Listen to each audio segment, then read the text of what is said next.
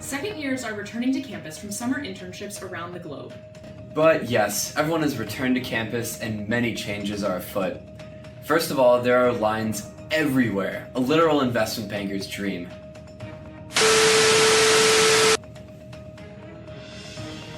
Never mind, wrong kind of line. But the point stands. It now takes a lifetime to get through the cafeteria or through Science Drive Garage. There is a new dean. Welcome, Dean Luce. Sorry for any mispronunciation. She did not upload her name pronunciation on Fuqua Connect. But leadership transitions, though exciting, can cause operational lapses. To name a few, meaningless changes to core classes. No matter what title you slap on VCA and stats, you're not fooling us. Going electronic in class. Not only are we guaranteed alarms and notifications every single class, we still get to pay for course packs, and everyone was forced to buy an iPad, making many believe the only winner here is Fuqua class of '88, Tim Cook. Fuqua Friday food shortages. If you are not lined up for food at 4 p.m. on the dot, prepare to go hungry. At least you're not missing much. Thanks to the 30-year contract Fuqua is locked into with Bon Appetit Catering, it remains incredible how a school with 600 operations classes ended up with this clusterfuck. Professor Kevin Shang, please save us. And finally, the botched austerity program. From increased tuition to decreased club budgets to the aforementioned food shortages. Whatever austerity measures Fuqua and the MBAA are trying to take have been clumsy and dilutive to the student experience. What we need is a professional. Javier Milei did not respond to our outreach, so we can only hope resident Argentinians Tatu Sacheri and Kami Tome are willing to help steer the ship. It's a brave new world out there, everyone, and it's gonna take some getting used to. Speaking of getting used to stuff, first years, a question for you. What the fuck is with the aversion to Slack? We hear you are missing application deadlines, general announcements, and wristband pickup notifications. We are a Slack school, and you need to start learning now, since most companies you are recruiting for will be on Slack as well. With that said, we have been impressed by your commitment to social life and to partying, so keep that up. There are just so many of you.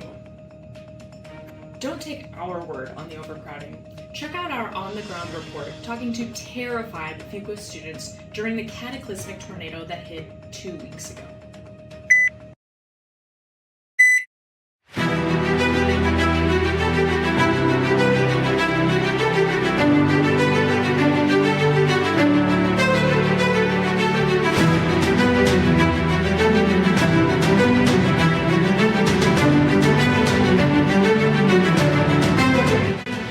The evacuation began in an orderly fashion as Steve Misaraka guided people to the foxhole. Dean's List students, being the nerds they are, stayed back to protect the core accounting professors. Fuqua students trooped into the Duke Innovation Hub with fear in their eyes because they were unsure what the hub was used for.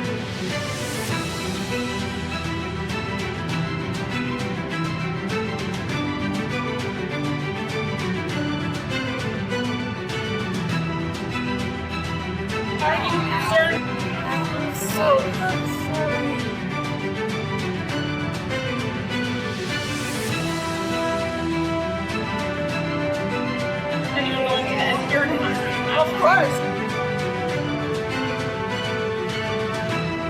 This is the first time you guys have faced a tornado.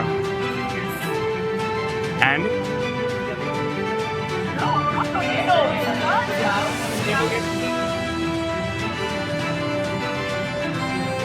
Thrill, what are we feeling? What? Hungry? Hungry and scared. All right.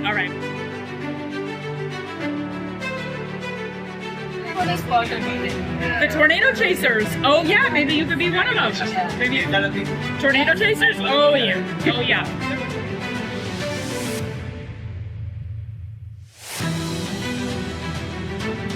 So Alexander, can you tell me about why you look at things? Well, I mean, it's the proper tornado like protocol.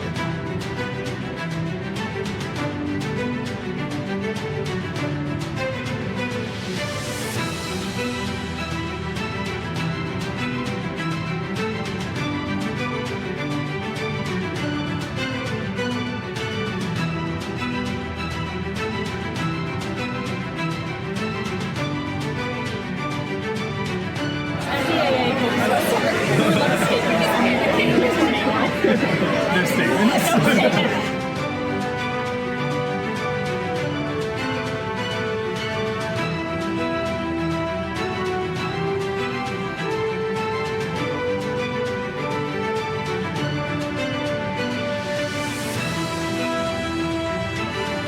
Here we are interviewing our second year of Cuba, and who appears to not care about the tornado. Can you tell us what you're feeling right now? You know, not really very much. Also, I got out of my midterm presentation, so Congrats. I'm actually pretty happy. It's like perfect timing. I think we should have more Koreans like this. It really adds to the experience. Well, climate change is making natural disasters more and more common, so you very well might be your way forward. Yeah. Show climate change. Show climate change.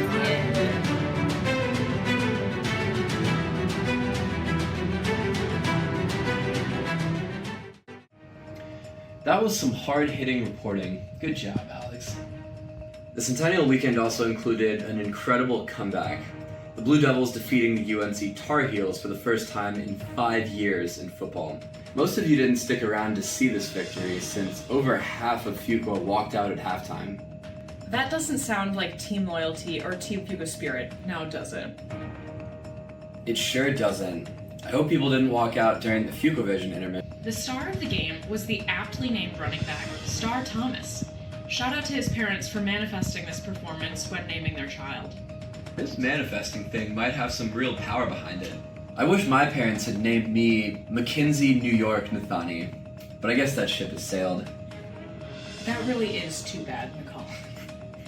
Team Fuqua, we hope this victory sets the tone for the year and leads us to victory during the Blue Cup in April.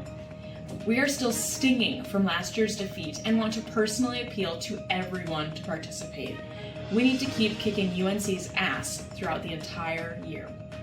And that concludes our coverage this term. Thanks for your time, Fuqua, and, for Christ's sake, get the fuck on Slack! Peace.